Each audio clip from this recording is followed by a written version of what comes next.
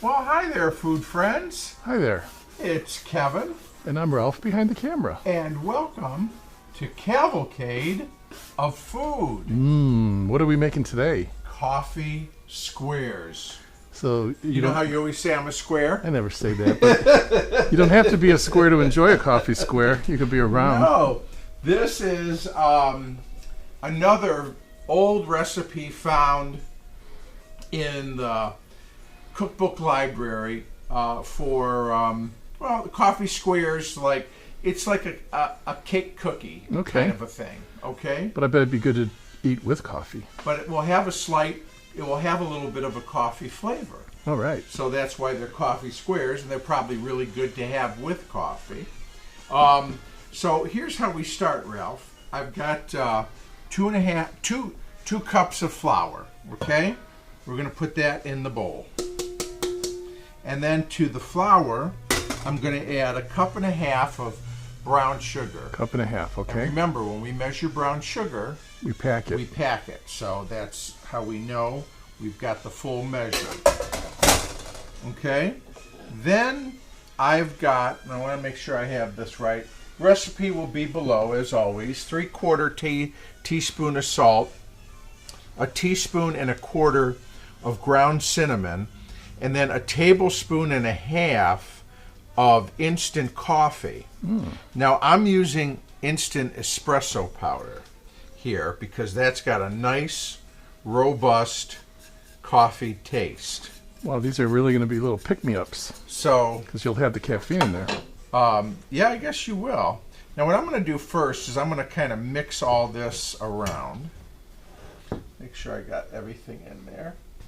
Oh, and it needs a little pinch of nutmeg. So here, I've got, if you don't have fresh nutmeg, put about 1/8 teaspoon of ground nutmeg. But you know, the fresh nutmeg we like, but you don't need as much because this has, It's a little stronger. yeah, oh, that's such a great smell, but a little nutmeg goes a long way. All right, so that's in there. So first what we're going to do, and I'm using a pastry blender here to sort of mix this, but it also helps kind of break that in case your brown sugar is a little clumpy. It'll help sort of break that down a little bit. And you know how we figure out how nutmeg goes with certain flavors like you're mixing here? From our grandmas were the original taste testing test kitchens. Absolutely. They would were. try different combinations of flavors and spices. Now what I got here, Ralph, is I've got a stick of butter at room temperature. Okay? Got it? So let me say something about butter because people have asked me, do you use salted butter or unsalted butter? Well, actually, Yes. yes. That means both. It depends. I use both. If for baking, I generally use unsalted butter. The butter I just put in here is unsalted. For the table, for putting on bread and corn on the cob and pancakes and waffles and things that you spread butter on, I generally use salted butter. Because a little bit of salt helps bring out that butteriness flavor that's in butter.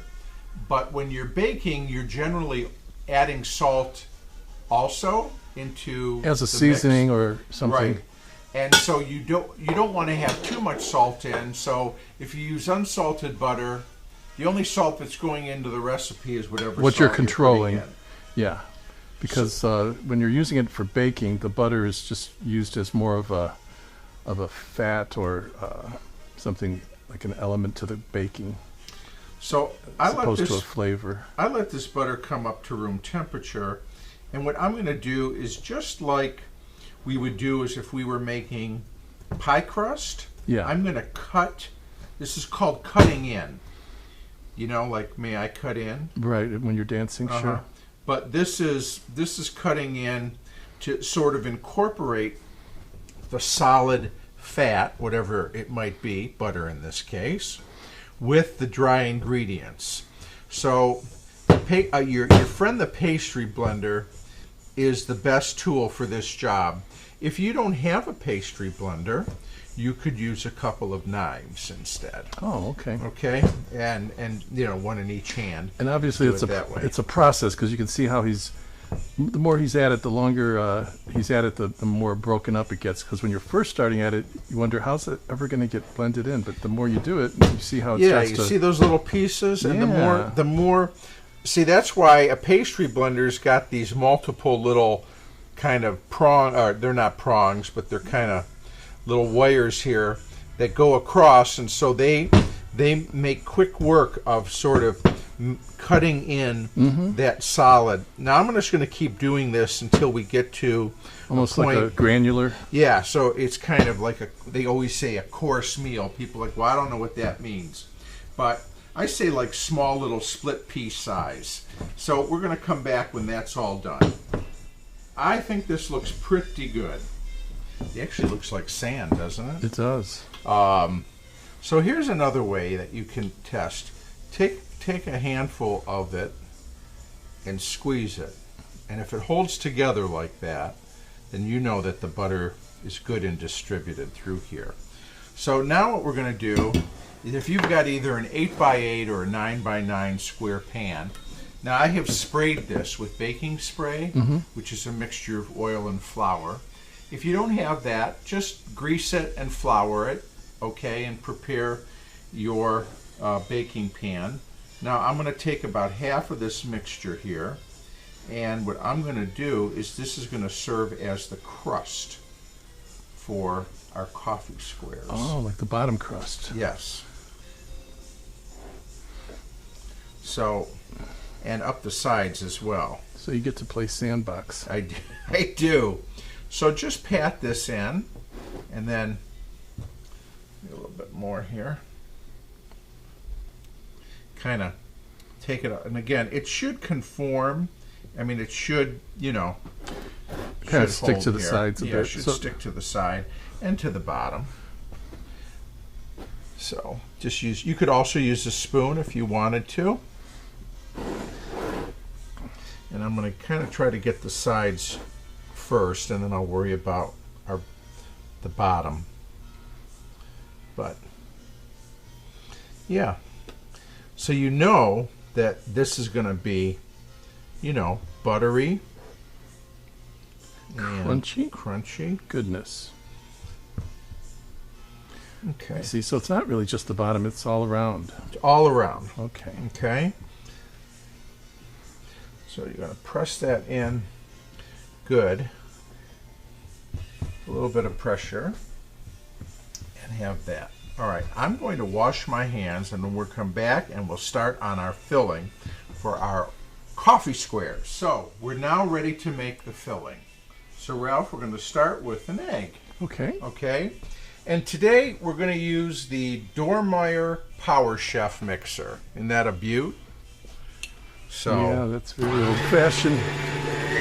Very old-timey. So we're going to beat our egg first. And get it sort of, I don't know if you can see in here, Ralph, but I like to get the egg nice and kind of almost lemony looking. Right. And once that is right there, to that, we're going to add a cup of sour cream. Ooh, okay. Now, any cake that has sour cream in it, It's going to be rich. and is good in our book. And it's going to be moist. Yes. So we're going to add the sour cream in here. So let's get the sour cream and the egg sort of incorporated nicely. A stand mixer is a good tool here. You could do this with a hand mixer, certainly. And if you needed to work it out a little bit, you could do it by hand if need be. All right, so now what I've got is I'm going to add in some of the other ingredients, including some baking soda. So I want to put in a teaspoon of baking soda. Okay, so that's our leavener. All right. Then we've got some flavorings, and this is what really piqued my interest when I saw this recipe, Ralph. We're going to put in some vanilla. That's not an uncommon thing, right? And so this is a nice Mexican vanilla. Okay, we're going to put in 1 1/4 teaspoon of vanilla. Then it calls for orange and lemon, so a little citrus. So those are flavorings that These are flavorings that you acquired in your travels? Yeah, these are actually made in Virginia, and I actually got these in, I think, it wasn't Virginia. I think these came from North Carolina when I was there visiting. Okay, so we got 1/4 teaspoon of orange extract, and then we have 1/4 teaspoon of lemon as well. Okay. Okay, so we got orange and we've got lemon. We're going to put that in there. All right. So let's get our liquids all combined.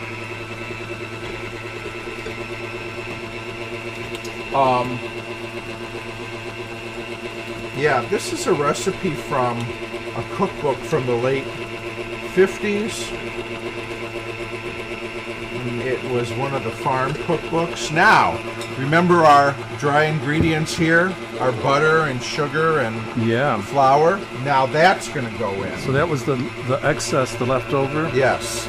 So we used half of it for our crust, and we're going to use the other half in our batter here, if I can get it into the bowl. A little extra cameraman hand help. Yes, thank you, Ralph. Okay, so let's get that mixed in. I'm going to let our Dormeyer do the work. Dormeyer mixers were made in Chicago, Illinois, and there was another very famous mixer company in Chicago, Illinois, Ralph, Sunbeam. Oh, okay. They, of course, made the famous Mixmaster, and the Dormeyer, really, that was their main competition. Look at that. Beautiful color, sort of a mocha. Perfect for a coffee square. Yeah. All right, we're going to let this go another minute. I want to make sure it's good and mixed, and then we'll get it on top of our crust. I think this is good and mixed here. Now look at the swing away action of the Dormeyer. Oh yeah. How most of the mixers would come straight back. This one sort of pivoted to the side, which is sort of a nice feature. It actually allows you better access to the bowl. And then you've got a little trigger here, this red trigger. I don't know if you can see it, Ralph. That's your release for your beaters. So I'm gonna get this batter off. Oh, if that didn't have a raw egg in it, I'd be licking those batters clean. You know. You're not supposed to eat raw eggs, are you? Well, I guess not. Not anymore. Back when we were kids, we were kids, we always licked the batter from cake and cookies, and I know it had raw eggs in it. Somehow we survived, but somehow I don't know. They say you shouldn't do that. So, anyways, okay. I bet eggs were even healthier back then than they are now. Well, you know what? Maybe they weren't as processed. Exactly. Now, if the eggs you're using are pasteurized, you can. I think there's not a problem. Yeah, there's a way that you can cook the eggs. One of these days, I'm going to make homemade mayonnaise, which requires using raw eggs, but you can cook them ever so slightly, emulsified. Warm them enough to make sure that if there was, any harmful stuff. Rocky ate raw eggs, and yes, he did. I know people who used to have a raw egg chaser for a hangover. Oh yeah, I've seen that in the movies. Okay, we're gonna put this in here. It's a thicker batter. Again, sour cream. It's going to do its thing and make it nice and I'm getting, creamy. again, just a little of the citrus flavorings that we You put getting in a whiff there. of that? Just a whiff. Okay. And I was so curious, and I went back and looked. The recipe it's from was from a Raleigh's Home Products recipe book. And Raleigh, I think they're still in business actually, but they sold a lot of like flavorings and things like that. Kind of like Watkins. Oh, okay. With that kind of a company. Now I'm gonna try to Smooth it a shimmy bit. this a little bit. It just seems interesting that they would mix coffee flavor with orange or citrus. I think that's interesting. Yeah, because you wouldn't necessarily Think of putting those together. no, and the idea of like a lemon and tea is perfect. Lemon and coffee is like, oh, that sounds weird. Okay, I've got a half a cup of toasted walnuts. How many times did you burn them before you had to find the right ones? Or before you got them right? Once. Okay. So that's a reminder that they... Yeah, so here's what I do, folks. I buy walnuts, pecans. I buy the raw ones, and then I toast them myself. But you got to watch them like a hawk. But you got to watch them because they have oils, and they burn easily. And if Quickly. you're like me and easily distracted, and you walk away, next thing you know, you got burned walnuts, and nobody wants that. Kitchen full of almond So you have smoke. to do it again.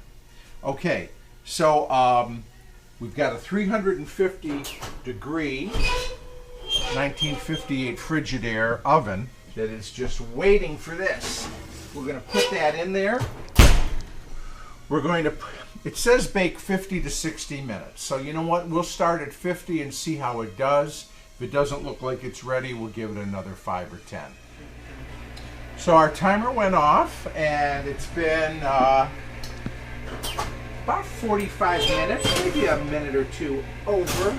Ooh. And Ralph, I'm going to just get a toothpick here. It looks done to me, but we'll make sure. It popped up kind of nice. Clean as a whistle. Clean as a whistle. So, we will, Let it rest. yeah, we'll bring it over to the cooling rack here. It'll probably go down a little bit as it cools off. But there it is. It smells delightful. And, the crust has got a nice brown around the edge. And those walnuts did great, didn't they? Yeah. On top? Yeah, it's going to give it a good flavor because you So toasted that'll need them. to cool, though, before we can kind of cut into it, but we'll look forward. Well, Ralph, here we are. The moment of truth. We have cooled it down here. And I'm going to cut into it. I'm really interested to see how this crust works out. I'm going to try to get in the corner. Well, again, the first piece is the toughie. The first The whole piece, thing is lifting out. first I don't piece think is the one that There we go. Kevin likes to have, so that Yeah, the rest will be easier. perfect for the guests. Yeah. All right, so here we are. So, right, look at that. You have the nice crust and a dark center. I can almost smell the coffee. Yeah, you can. You asked me if I had made coffee, and I said no. That's the cake cooling.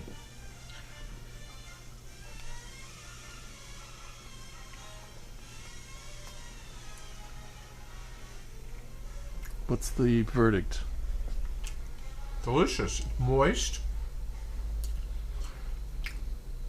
and that orange. I'm not getting the lemon. But you're picking up that citrus of the orange I'm flavor? getting a slight, a hint, a whisper of the orange, and What about the coffee? the crust is good. Actually, the coffee is, It's not as coffee. It's not as much coffee as I had thought it would be. What about the? Oh, you haven't tried the crust yet, have you? Yeah, I had the crust. So the crust was, what was it again? Brown sugar and butter. Brown sugar and butter. I'm going to try it up. There we go. And then those So that toasted we can nuts. really see it. Oh And yeah, then the nuts on the top. they were toasted. Did you get a taste of those yet? Mmm. Methinks he likes it. Now I'm getting the coffee. Would be good with a glass of milk It or a would nice. be good with a glass of milk or a cup of coffee or tea. Or what about a scoop of ice cream? Why not? Doesn't that make everything better? Well, you know, like coffee and ice cream are. Coffee ice cream is one of the best things out there. Well, I'm just going to keep eating this, obviously. So, I think he likes it. this is it, folks. Our coffee squares. Again, something really unique. You want to try, Ralph? Or? No, I'll wait. Okay. And it's just slightly warm still. So, Ooh, I want to try it then. really good. And what I like about it is it's like kind of part, it's not a brownie, it's not cake, it's like in between, but it's got a little bit of the brownie texture, you know, and then it's got that really yummy crust to it. I just snuck a bite. Yeah, I'm Yeah. getting the subtle citrus. Right, but it's not like really high-powered coffee flavor. No, there's a lot of interesting flavors Very going on subtle. in there. So, I like it. yeah, really good. So here's something different. Coffee squares. I'll say. Anyways, this was fun to do as always, and we thank you for spending some time with us. And we also thank you for taking the time to make comments when you do. Thank you for commenting. Thank you for subscribing. And the recipe is below. And until we see you next time, stay well, stay strong, and We'll catch you next time right here. take good care. And we'll see you next time On right here on Cavalcade of Food. Bye, everybody. Bye.